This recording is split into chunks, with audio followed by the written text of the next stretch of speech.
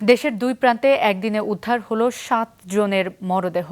নওগাঁ ও কক্সবাজারে পৃথক দুই ঘটনায় প্রাণ হারিয়েছেন একই পরিবারের 4 জন সহ মোট 7 জন। এ ঘটনায় শোক আর আতঙ্ক ছড়িয়ে পড়েছে স্থানীয়দের মাঝে।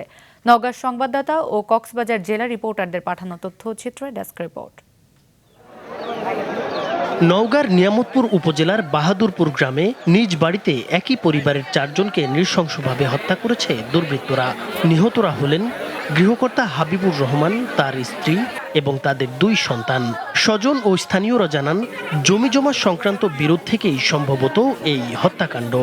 এই ঘটনা ঘটে রাত্রে, বুঝতে পারছেন। সকালবেলা যখন পাড়া প্রতিবেশী ওনার বাবা যখন ঘুম থেকে উঠে দেখে, যে প্রথমে দেখে যে ওনার আর কি ছেলের বউ, ওনার ছেলের বউ একনেতে পড়ে আছে, যে কাটা অবস্থায় আর কি। তারপর ভিতরে আস্তে আস্তে ডুরুমে যে দেখে যাবে ওনার নাতিপুতি, ওনার ছেলে যেটা বড়, উনিও দেখছে কাটা অবস্থায় পড়ে আছে। মেন বিষয়টা ছিল জমি সংক্রান্ত। ওরা হচ্ছে 6 বোন 1 ভাই। এই ভাই 9 বিঘা জমি রেজিস্ট্রি করে দেয়। এটা নিয়ে পূর্ব জেট থেকে গ্যাঞ্জাম চলে আসতেছে। স্থানীয়দের ভাষ্য, রাতের খাবার শেষে পরিবারের সবাই ঘুমিয়ে পড়েছিলেন। ভোরে নামাজ পড়তে উঠে বাড়ির আঙ্গিনায় ছেলের বউ ও নাতি নাতনিদের নিথর দেহ পড়ে থাকতে দেখে চিৎকার শুরু করেন বৃদ্ধ বাবা। ছুটে আসে আশপাশের মানুষ। এইভাবে একটা তার 4টা প্রাণ নিশ্চয়ভাবে নৃশংসভাবে হত্যা করা, এটা মানুষ হয়ে মানুষের কাম্য নাই। এটি পরিকল্পিত হত্যাকাণ্ড বলে প্রাথমিকভাবে ধারণা করছে পুলিশ। ঘটনাস্থল থেকে আলামত সংগ্রহ করা হয়েছে এবং জড়িতদের শনাক্তে তদন্ত চলছে। এটি পরিকল্পিত হত্যাকাণ্ড বলে প্রাথমিকভাবে ধারণা করা হচ্ছে, এবং কেন করা হয়েছে এবং কারা করছে এটা আমাদের তদন্ত চলমান। আমরা তদন্ত শেষে আমি বিস্তারিত আপনাদেরকে জানাতে পারবো।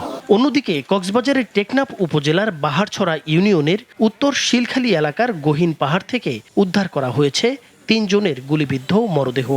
নিহতরা হলেন আমিনুল ইসলাম রবি, মুজিবুর রহমান এবং তার ছেলে নূর বশর। সকালে স্থানীয়রা পাহাড়ে কাজ করতে গিয়ে রক্তাক্ত মরদেহগুলো পড়ে থাকতে দেখে পুলিশে খবর দেন। একই দিনে 7 জনের মরদেহ উদ্ধারের ঘটনায় নওগাঁ ও টেকনাফ জুড়ে নেমে এসেছে গভীর শোক। নিরাপত্তা নিয়ে উদ্বেগ জানিয়েছেন স্থানীয়রা। দ্রুত তদন্ত শেষ করে দোষীদের গ্রেপ্তার ও দৃষ্টান্তমূলক শাস্তির দাবি জানিয়েছেন স্বজনরা। নাইমুর হোসেন, মাছরাঙ্গা নিউজ ডেস্ক।